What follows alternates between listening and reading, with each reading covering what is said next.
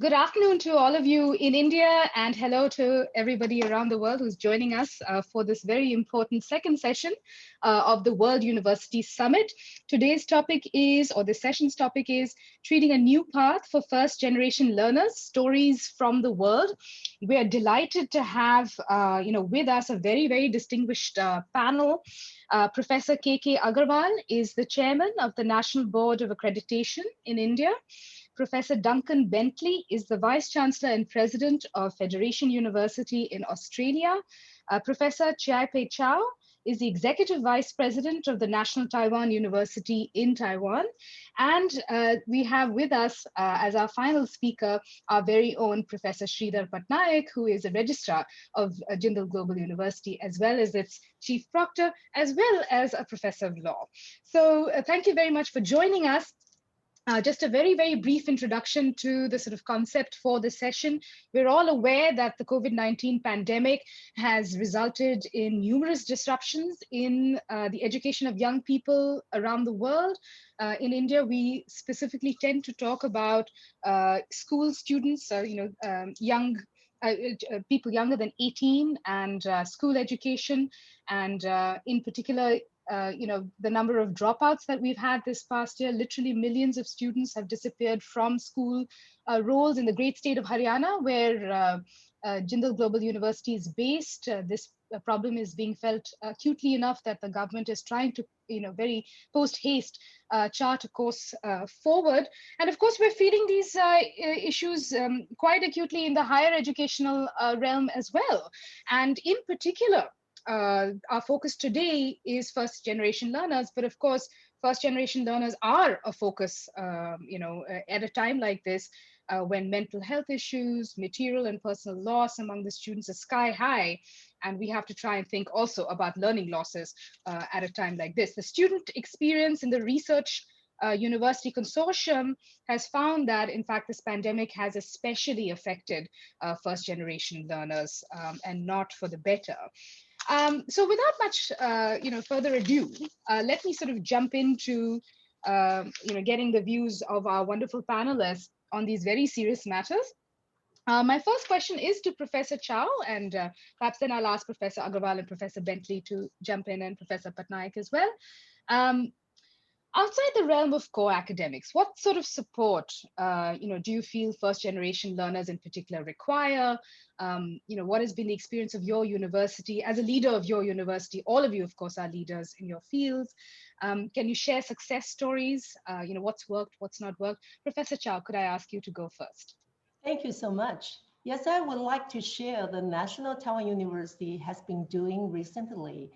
For the first generation students, they might have various problems on their path of learning, such as academic difficulties, needing more time to adjust themselves to the campus life, financial insufficiency, and the lack of the family support. Within this, the financial issues could be the greatest challenges for them. So the National Taiwan University has launched a Dream-Field comprehensive support program to best support the first generation students in adapting to a university environment. So this program basically has 6 categories. The first one is to student learning improvement. So for every 8 to 12 students, the university will develop an NTU family system for them and assign a very experienced mentor to assist the students in finding all kinds of resources in this campus and outside the campus for improving their academic achievement. For each semester, if students show the improvement of the GPA, they will receive extra financial support scholarship in addition to the regular ones. Besides, we also create a GPA pre-warning system so they can remind the students and also the mentor to remind students once the GPA drops to a critical threshold. And the second support is the student ability development. The most popular item of this category is to increase students' English proficiency. We provide the English learning scholarship for them to take comprehensive English courses that can help them to build the ability. We even pay for the English proficiency test So just to encourage them to receive the certificate. And also the next one is about financial support. As I mentioned, this is the most important one to those students. To waive the tuition fee, that's a very basic assistance. Based on the student's financial condition, we also provide them something like a food coupon. So they can use those food coupon in the campus cafeteria and the convenience stores for buying food. The university also provide them very good money to pay for their transportation needs. And the fourth one is to provide the opportunity for them to study abroad as international exchange students. NTU provide the opportunity to exchange to our partner universities for 1 semester or 1 academic year. For more than 1/4 of the undergraduate students, they have the opportunity. However, owing to the social and economic disadvantages of the first generation students, the university provide a full scholarship to pay for their traveling and the living expenses during their study abroad. And there are some quotas specially reserved for those students to apply.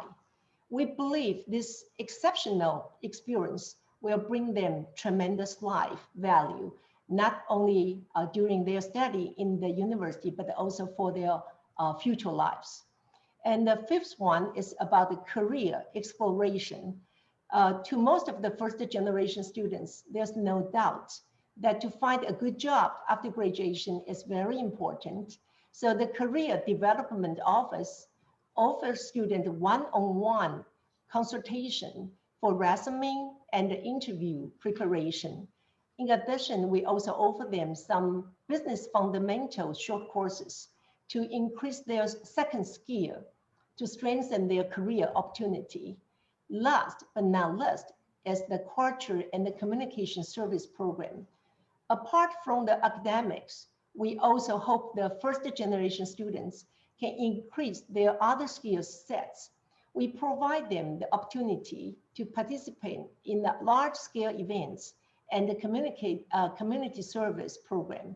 It can help them organize the university-level activities and to gain the chance to learn how to communicate with others and to serve the big community.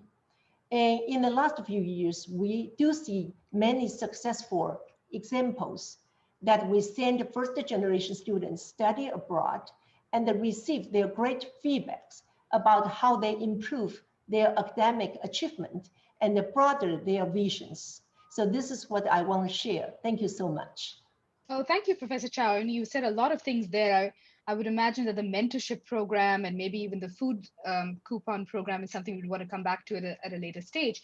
But let me, invite our other speakers to chip in as well. Professor Aggarwal, please go ahead. I anyway had the question of whether, a university's programs towards first generation learning is something that you factor in when you think about your, accreditation programs and so on. Okay. But anyway, please go ahead. Yeah, thank you, Gitanjali. See, the first thing is we ought to understand what does a first generation learner mean? Because we are talking in the context of the universities. So first generation learner, if we mean a student who is entering the university system or the higher education for the first time, the unfortunate scenario today is that he or she has spent the school years also in a pandemic situation. So in addition to the other factors which are always there, social disparity, economic disparity, these were the factors which are always there. But now we have another additional factor. Today's higher education first generation learner has come through 1.5 years of pandemic studies in the school. And therefore, learning deficit is quite high in the learning outcomes from the school system. Nonetheless, all over the world, we have worked hard, all over faculties, to keep the show going, to keep the students studying. But it's a well-known, documented fact that there have been poverty in learning in the sense of school education because of the pandemic is one reason. And not only that, this poverty has not been uniform all through.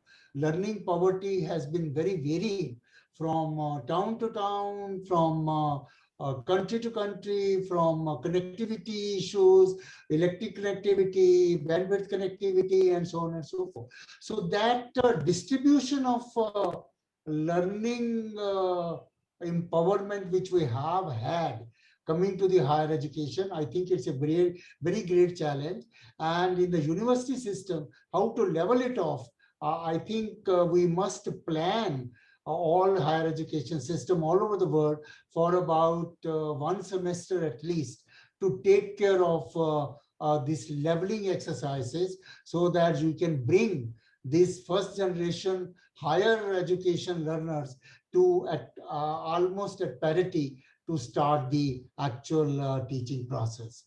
It is in addition to the disadvantages we also have, because we have to go through the pandemic situation still. Of course, we do hope that it will be over soon.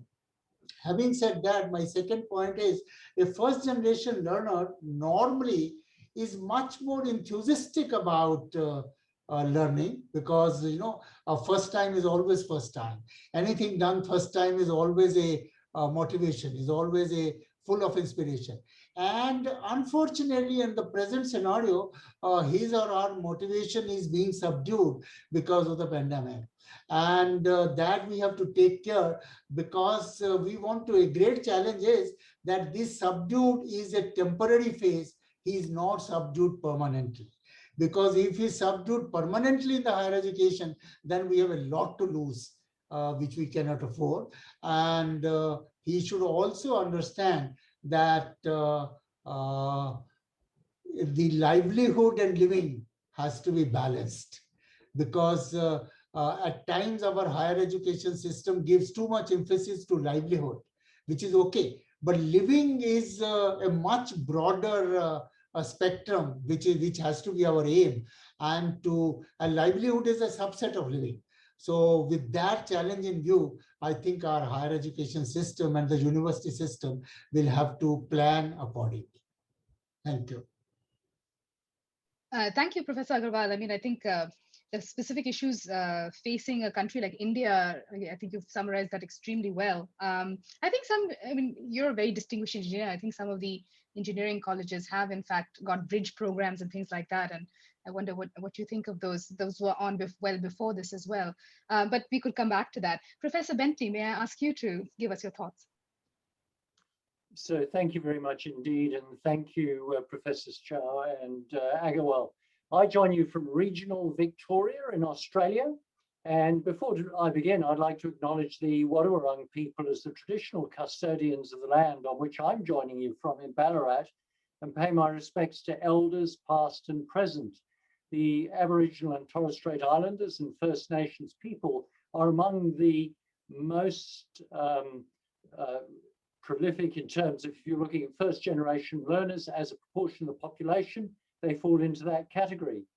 We're one of Australia's leading fully regional universities, and so we've got the largest number of first generation learners of any university in Australia, including from Indigenous backgrounds, which means that we've got a huge impact and importance in our contribution to the regions in Victoria, because in so many wealthy countries like Australia, you have a hollowing out of the regional areas and the push to the city.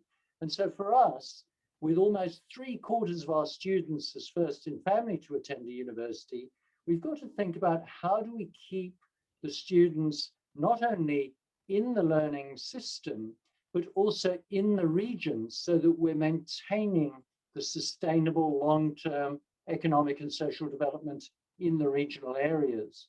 And we do that really well, and our students say, give us sort of all sorts of accolades for skills development, student support, and teaching quality, because as Professor Chou and Professor Aggarwal said, you just have to spend that individual attention and support for the students. And I would agree with all of the issues which have been raised. I suppose I'd just add that for us, we tend, and this is going to be even more important from the pandemic, to engage very early. So even at primary school, we are engaging with the schools in our regional communities to try and build the aspiration, help the teachers who often are hard to get for the regional and rural and remote schools, and to help train them to teach out of field. Because if we want many STEM educated regional students,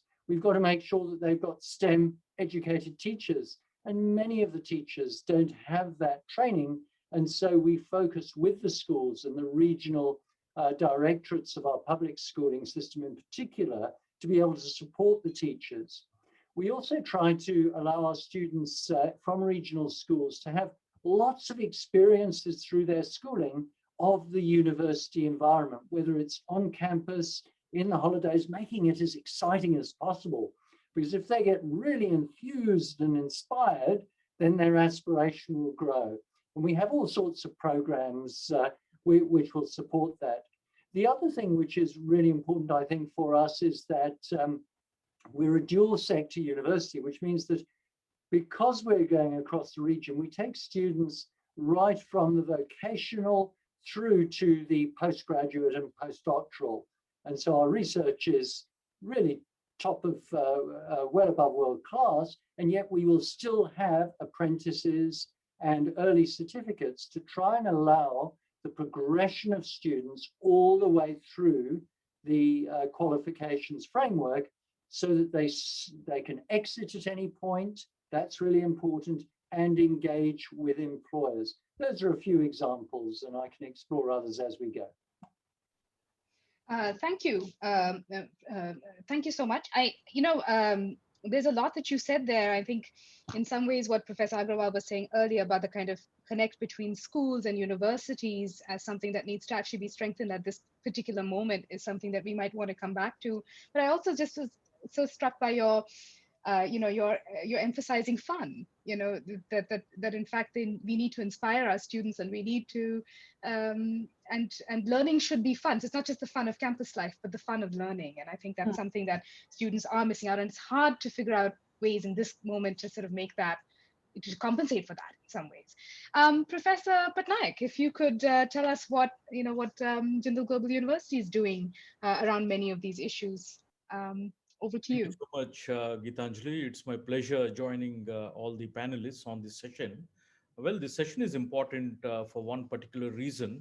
Not only that we are deliberating about what needs to be done in terms of engaging with first generation lawyers, but also this is so much within the framework of the thinking of the current day government through the national education policy in India, wherein there's a lot of conversations going on around issues in relation to equity, access, and opportunities for all students.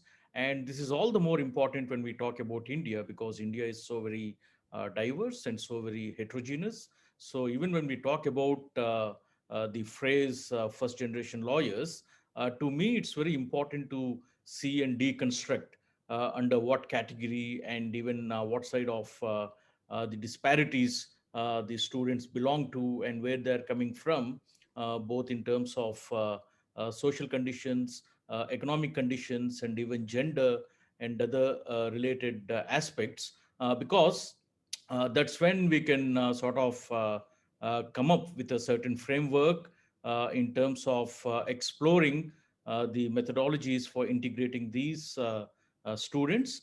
So whatever I'm just saying now, it's mostly in terms of my own perspectives, not necessarily that this is the experience at the OP Jindal Global University. But nonetheless, the OP Jindal Global University, when we talk about the approaches taken up by the university vis-a-vis the FGLs or the first generation learners, it's very important to make a mention that irrespective of the situation, the university believes in having a sort of an egalitarian society within and a democratic society wherein integration becomes all the more plausible. So, in addition to what all our esteemed colleagues like Professor Chou, Professor Aggarwal, and Professor Duncan Bentley had mentioned, it's very important to take up approaches in a manner in which it is on a case to case basis, so that I fully agree with Duncan that learning should become fun, and learning should also take on from the intuitiveness of a particular student, because that's when a student is going to get more integrated within the classroom environment, within the curricular framework, because it's not mostly about the remedial measures that what institutions ought to take up, but mostly it's about, I believe, in a certain enrichment measures which institutions ought to take up. And that's when the student or the learner becomes all the more important while contributing to a particular course or a particular program of study. And we need to think on the lines of either knowledge mapping or concept mapping, so that the learner himself or herself is more important. So to me, that is one of the key elements to make integration possible. In relation to all other institutional measures that had been spoken about, and no two thoughts, one fully agrees with the measures to be taken up in terms of either fee concessions or even any other financial measures, which even the university where I am affiliated with, and even Gitanjali is affiliated with, we also do on a larger basis, on a case-to-case basis, and particularly due to the pandemic-induced circumstances, because that is one of the key elements to provide access with. And other things we can discuss as we proceed further and during the course of this conversation. Thank you so much, Sridhar. Again, very important points. Learner-centered, paths forward, as it were, I think was one of the more important things that you said. But there were many other things that we could discuss. What I'm going to do is I'm going to just jump into our next question, and perhaps I can direct this at Professor Bentley. What has been the impact? Because you talked a little bit about this. What's the impact of first generation learners on things like curriculum, pedagogical innovations? Can you share the experience of your university? So that's a very good question. And I suppose the issue is not so much what impact is it, because immediately you have the question, it begs the answer, well, you've got to dumb it down a little because of all the challenges and the learning difficulty. In fact, it's the opposite. What it forces you to do as an educator is to really examine what it is, what are the student needs, how do you have authentic assessment, which is much more catering to how the students might learn practically to apply what they're learning in a way which they can fully access their skill development and build their creativity. As Dr. Thoreau said earlier, I suppose I came from a generation where I sat in a lecture theatre, and the joke was that the information went from the lecturer's notes to the student's notes without passing through the brain of either. And we simply can't have that. Learning has to be an engaging experience. So one of the things which we are able to do now, and technology is becoming ubiquitous. And what we're finding is that most of our first generation learners would have access at least to a mobile phone.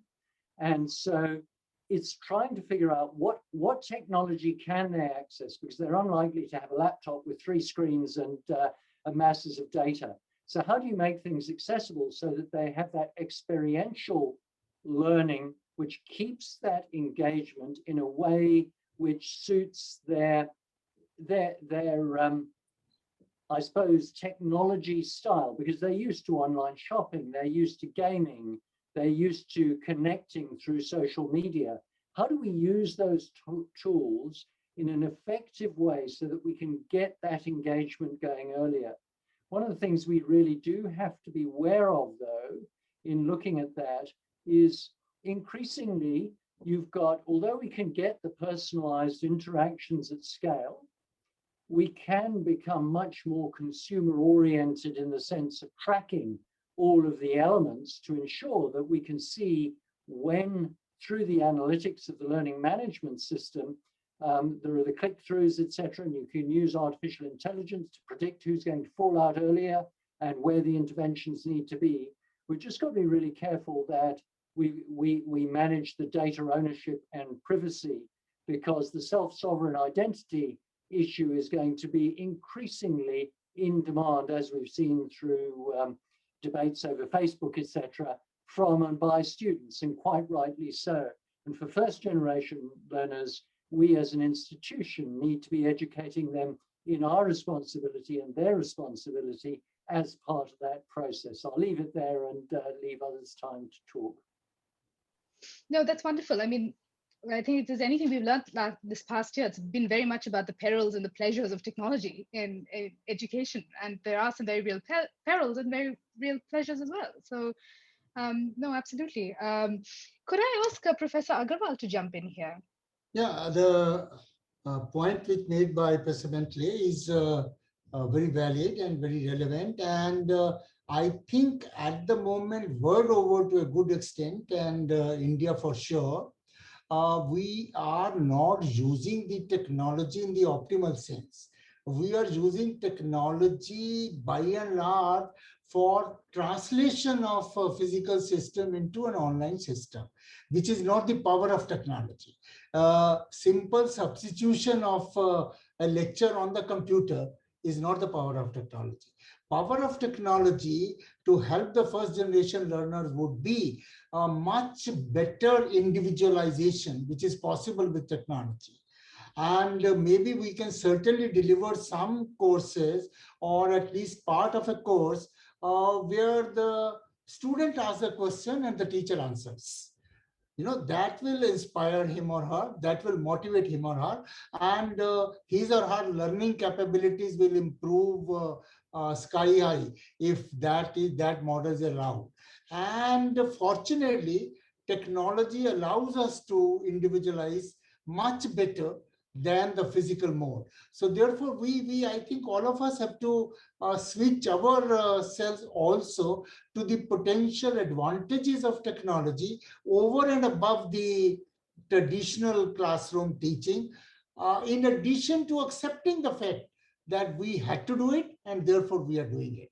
For example, I believe individualization is much easier, although it will take a class of a teacher for 1 hour might stretch to 3 hours, because 20 students may have different interests, 20 students may have different interests, but at least it can be met with. So that is possible. And second point is, I think inquisitiveness of the first generation learners will have to be addressed.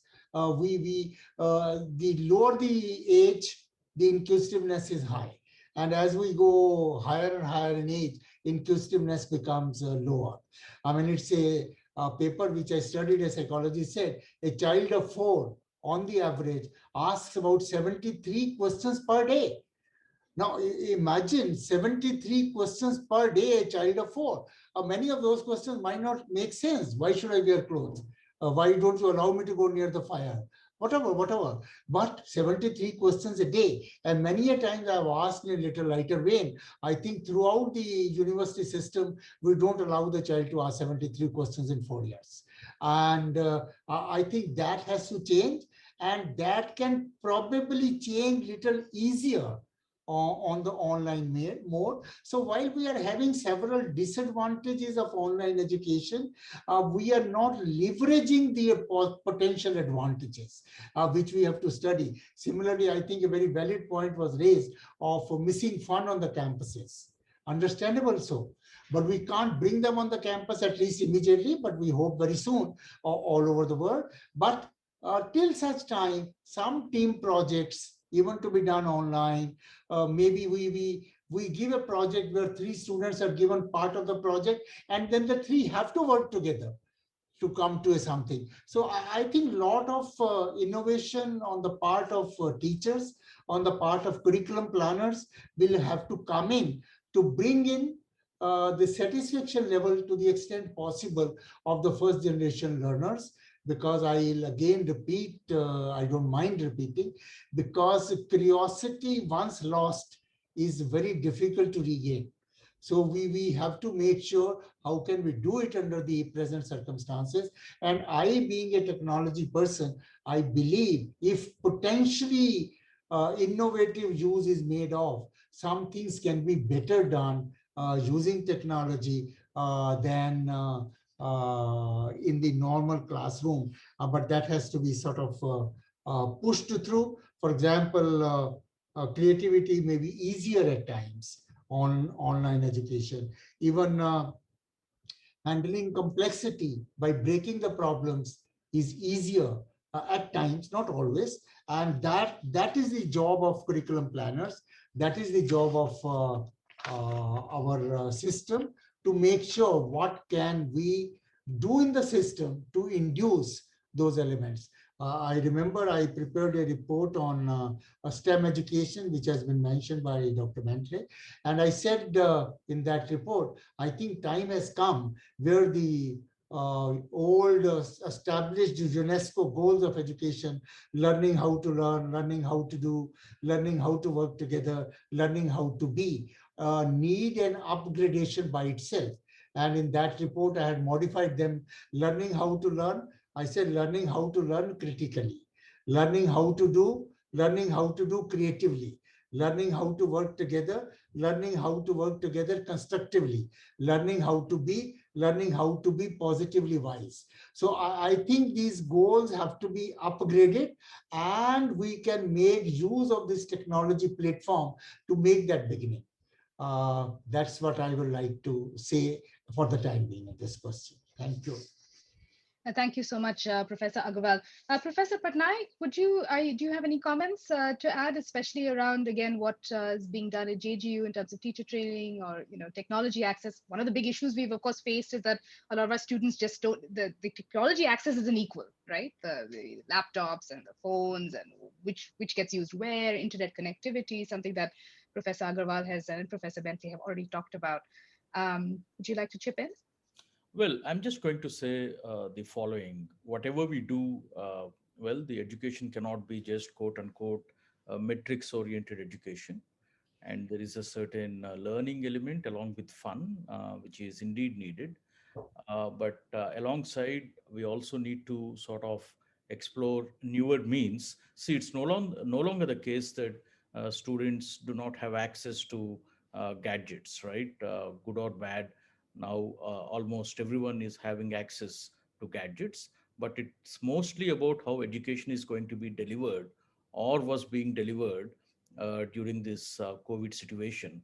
So the focus will have to be on the delivery and the methodology, and at the same time, some more engagement with students is needed, because we just cannot have this sort of an approach wherein we assume that every student is following the lessons, but the circumstances are so starkly different. So it's so very much needed that a holistic approach is needed in terms of, uh, the curriculum planning, the methodology, and the pedagogy to deliver the curriculum, and alongside even the pastoral services and the support services that are so very much important, so that the fund is not lost, and even any sort of a support that is needed for students in times of anxiety, whether it is pandemic induced or otherwise, or due to the social circumstances, or even if at all they're facing any mental health issues,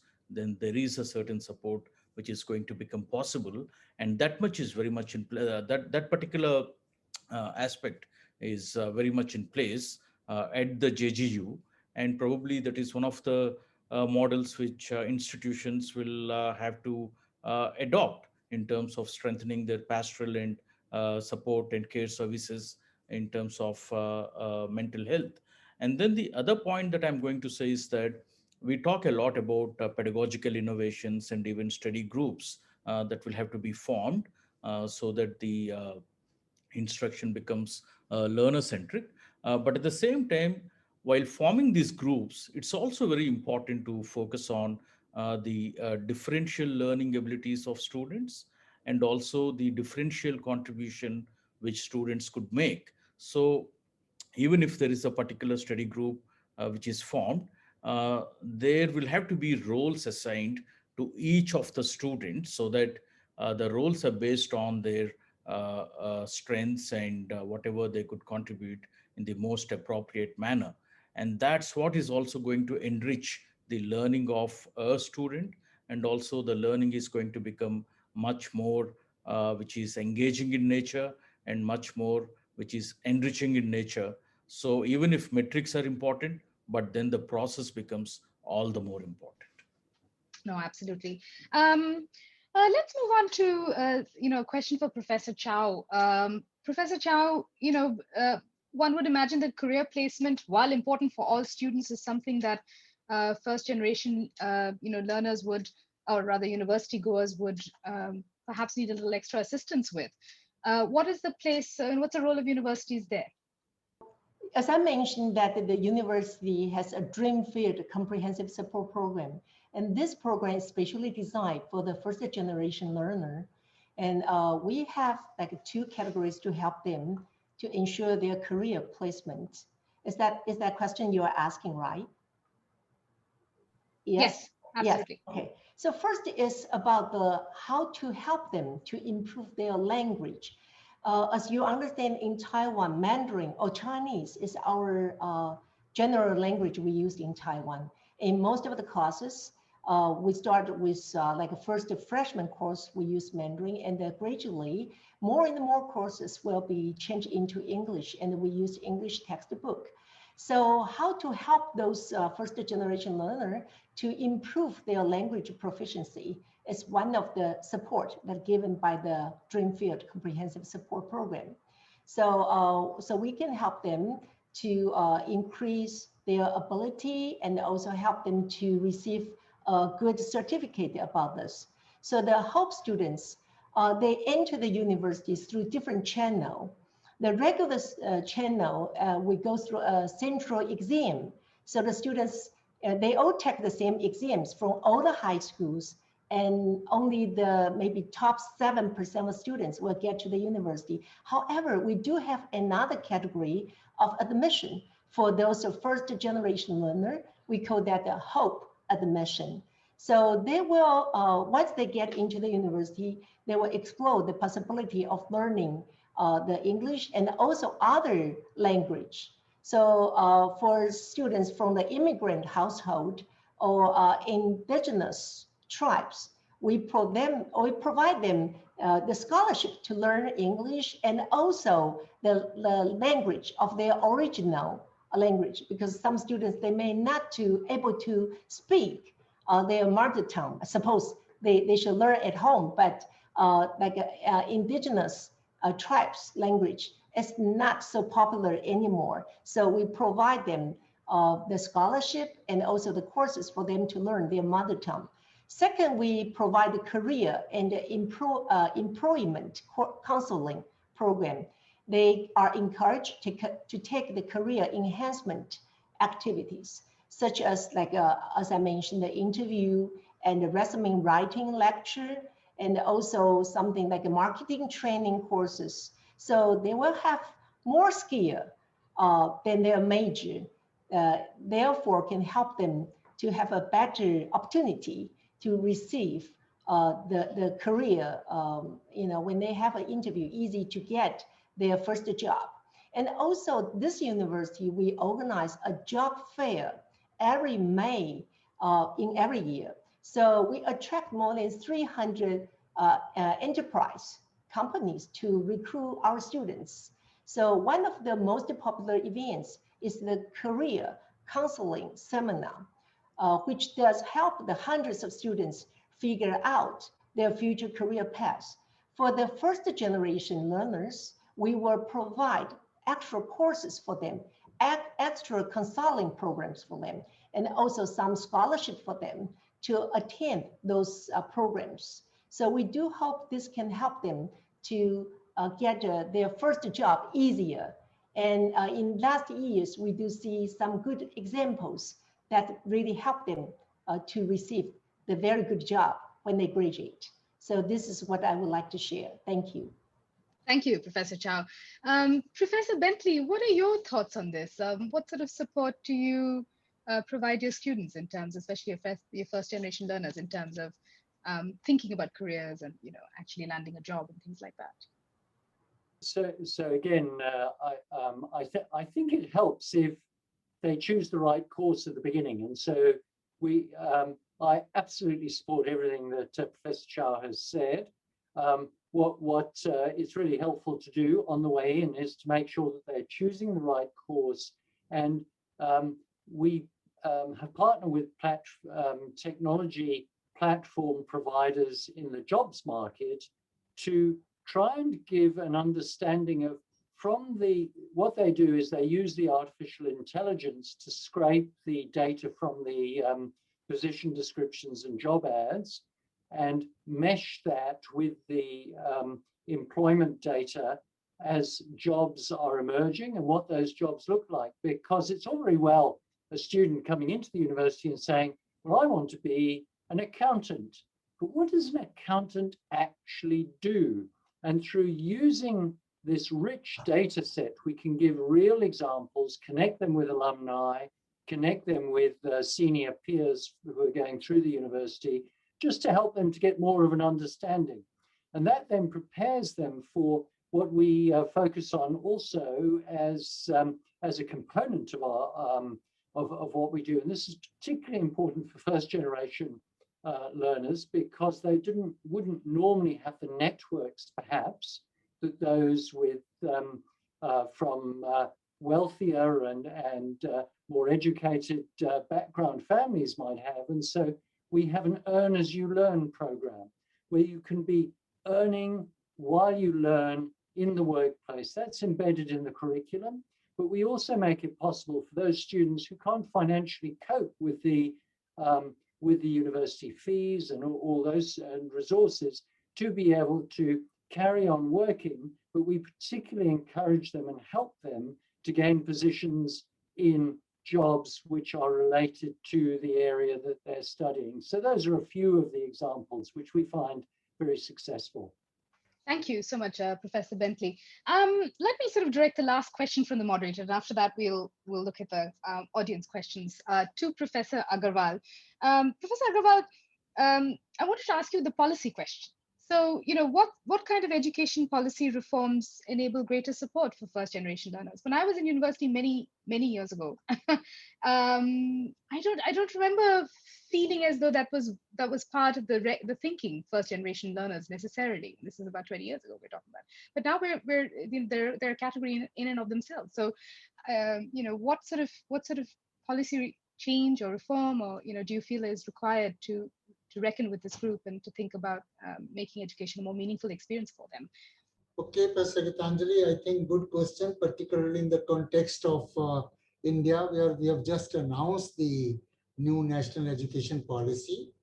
I think many of the concerns of many people have been addressed too in the policy, but it's little too early to talk about its outcomes, its implementation schedule and things like that. But a few things which I would like to mention here is, if whether it's first generation learners or any learners, but more so first generation learners, I'll say once again, which we have been saying very repeatedly, autonomy of the universities in the real sense is very important. Because, for example, let's say we talked about, I think Professor Duncan as well as Professor Chou also talked about financial help to the students. Yes, some students will need financial help.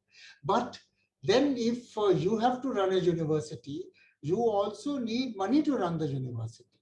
So therefore, if you want to provide more and more financial help to more and more students, then you need the freedom to charge more and more from other students also at times. So therefore, a question of a sort of individualized fee structure may not be individualized in the very strict sense, but some sort of freedom to choose fee from student to student will be, I mean, of course, student to student may be a limit, but kind of groups to groups may be necessary for us to really help the people, because you can help the people only when you first generate something, first have the resources. Otherwise, you can help only for a limited time.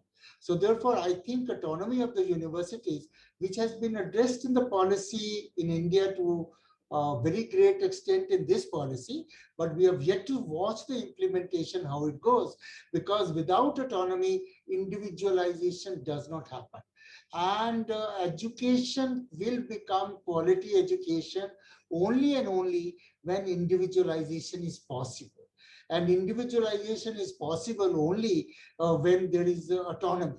For example, in this policy, we have said the student can choose the courses.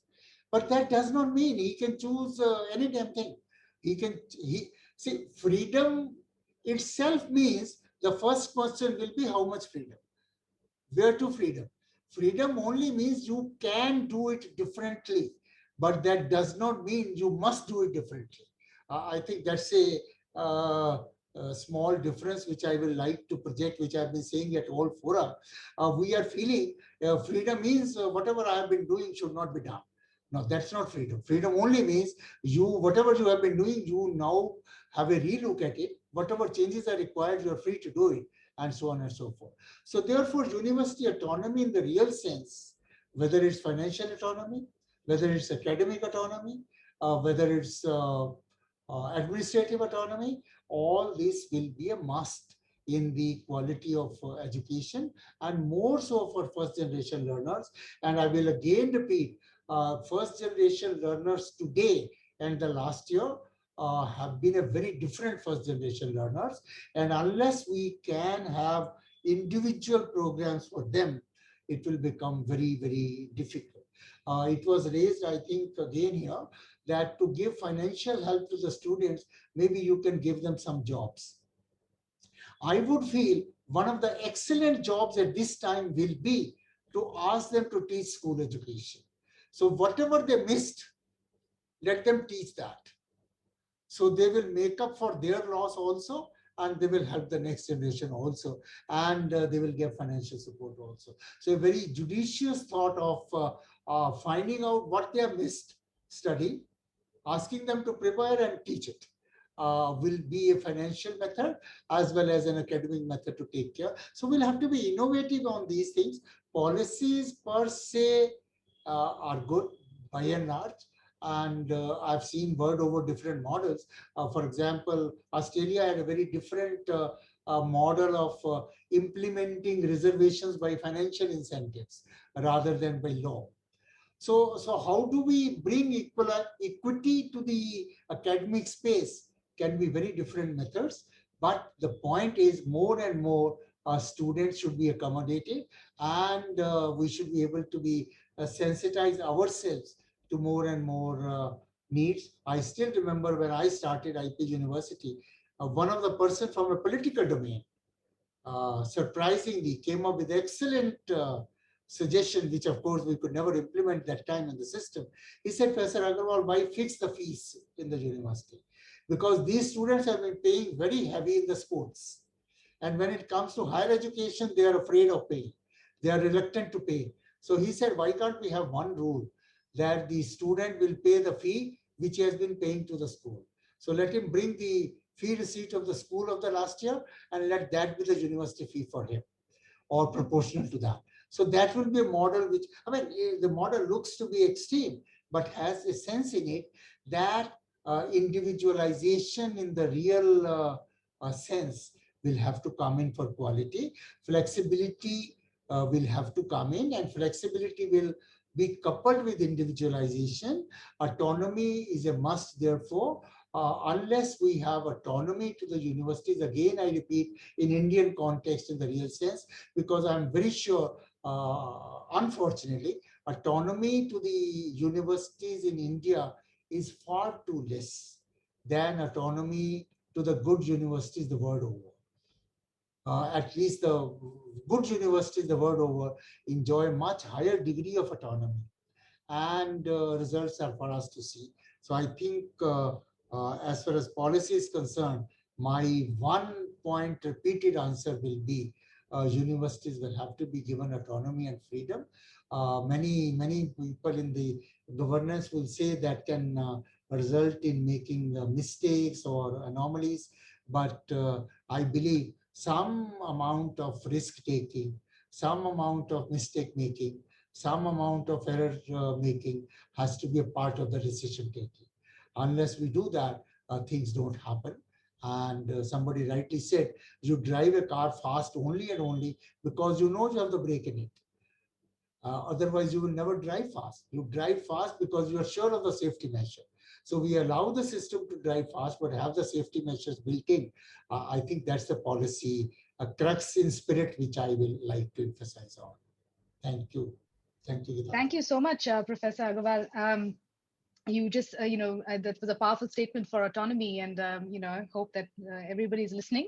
But also for revealing that secret of ours, which is that the best way to learn is to actually teach and answer those 73 questions in the classroom and so on. So thank you very much. We've got a bunch of audience questions. So what I'm going to do is I'm going to just try and quickly, a couple of them are overlapping. So I'm just going to put them out, and then whoever would like to answer, just go ahead. Okay. So from Daksh Saini, we have a question. How can first-time learners deal with the difference between them and other students? And what role can the faculty and university leadership play in this? From Dish Gupta, how do first-time learners cope with the new adaptation of a university atmosphere? And of course, the mental health challenges that go with that. Can first-generation learners learn as effectively online as their better off peers? You know what? Let me get to that question later. So let's just stick to the first two questions. Is there anybody who would like to go first? How can first-generation learners deal with the difference, from between them and other students? How can the faculty and university help them in that regard? So I'm happy just to jump off there with an example. Please. So our Aboriginal Education Centre caters to our Indigenous students who come from really rich and deep communities where they have that social support, which is so critical to their learning and their development. And so it's creating a similar sort of community on campus, which Professor Chou referred to, where you have the peer mentors, where you have people who come from similar backgrounds who can help them through the key areas. A bit as Professor Aggarwal said, if you've got someone who had a gap, they can actually help their peers with what is needed, and also having the external community support. Because if you come from a community in a regional area, you move to another location, how do you actually get those social and psychological supports that you desperately need?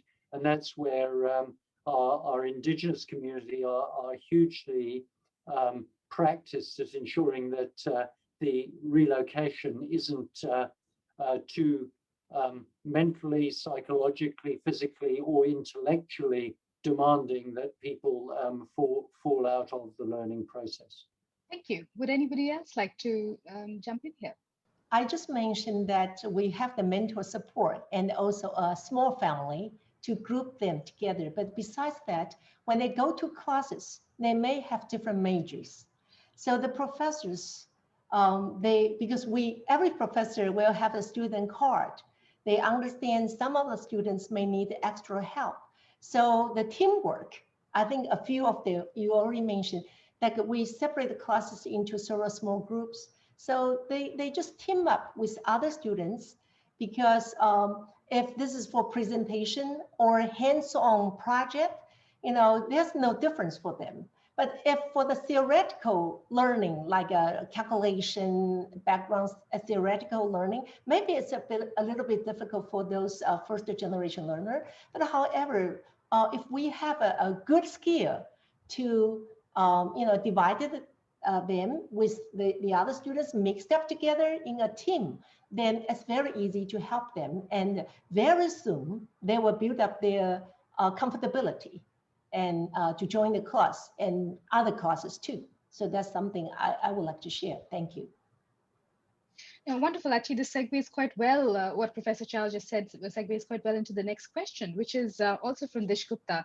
So can first generation learners learn as effectively online as their better off peers when the faculty members do not, themselves know the individuals in the classroom who need a little extra attention? So a lot of what you said, Professor Chou, is based on really knowing your class, right? And knowing the students, teachers sort of knowing that. And yet in India, this brings up other challenges. Any sort of comments on this question? I can. Yes, please, Professor.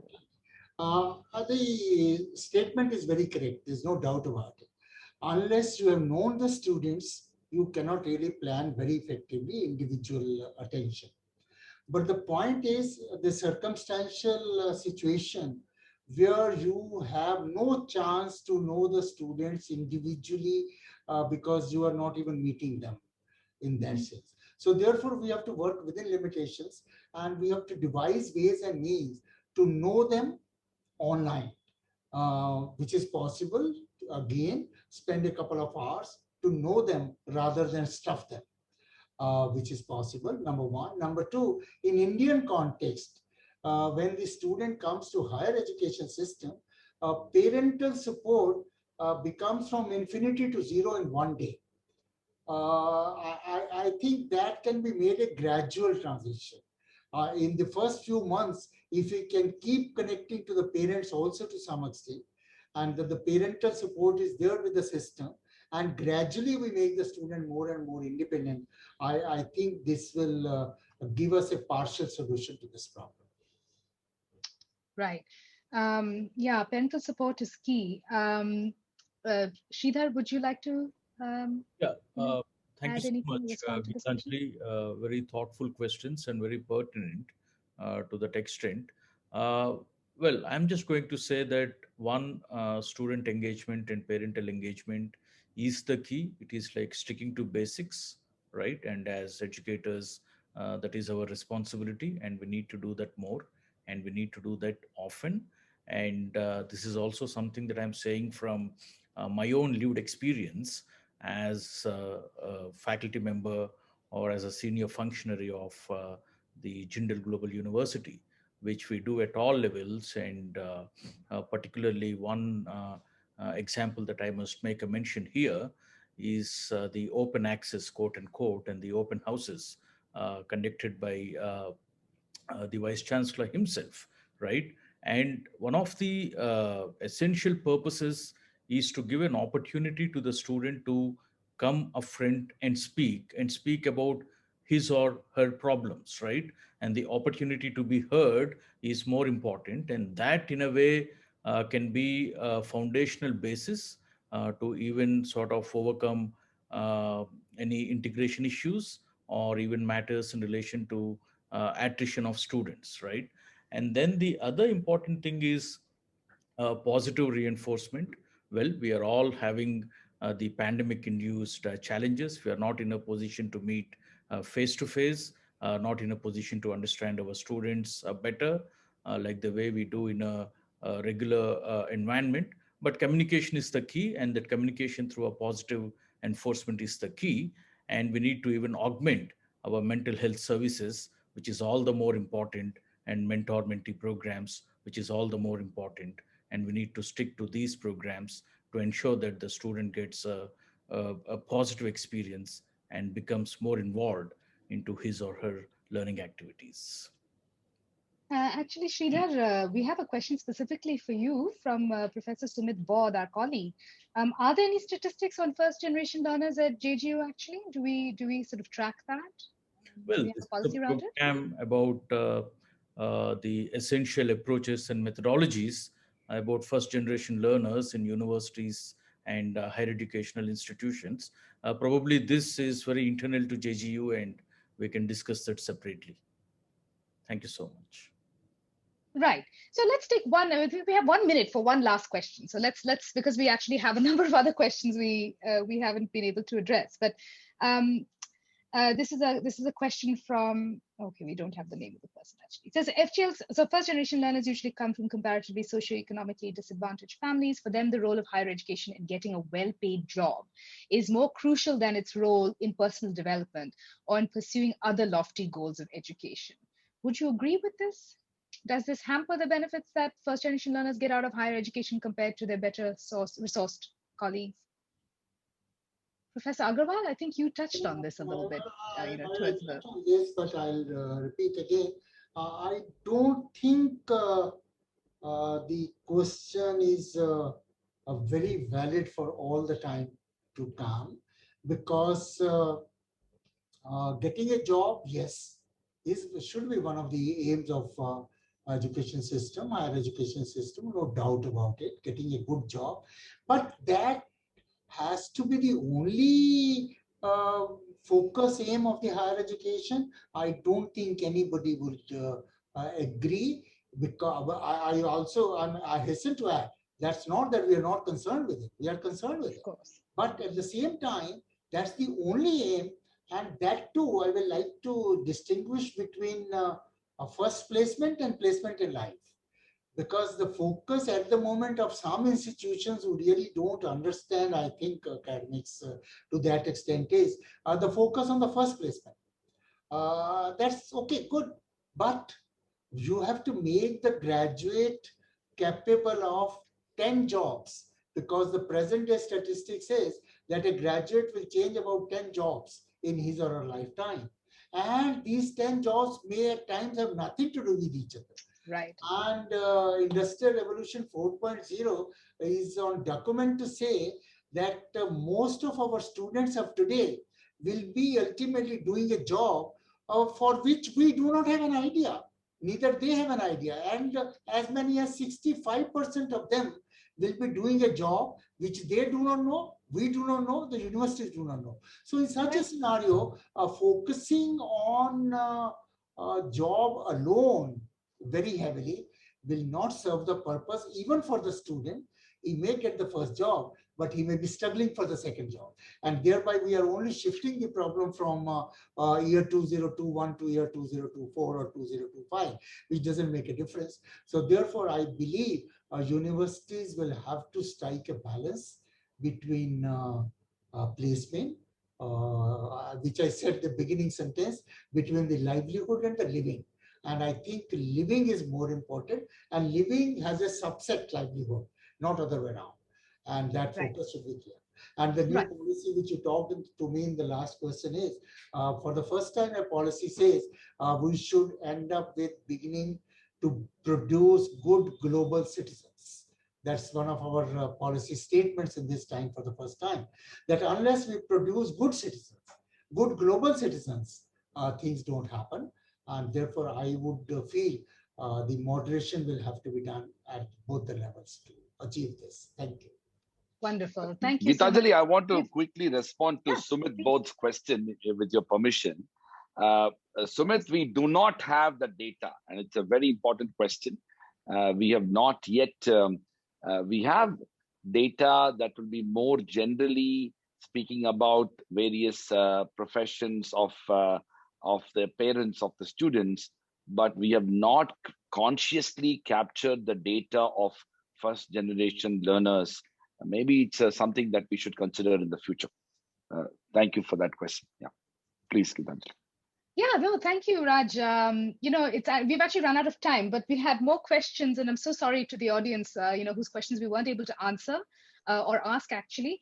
But we've had a wonderful session, and I want to thank Professor Chou, Professor Aggarwal, Professor Bentley, and Professor Patnaik for their very, very thoughtful comments on many of these issues. And I think we could have spent 2 days of this summit basically discussing this, but unfortunately, this is the time we had. But thank you so much. And we hope that we can personally welcome you to JGU's campus, in the near future.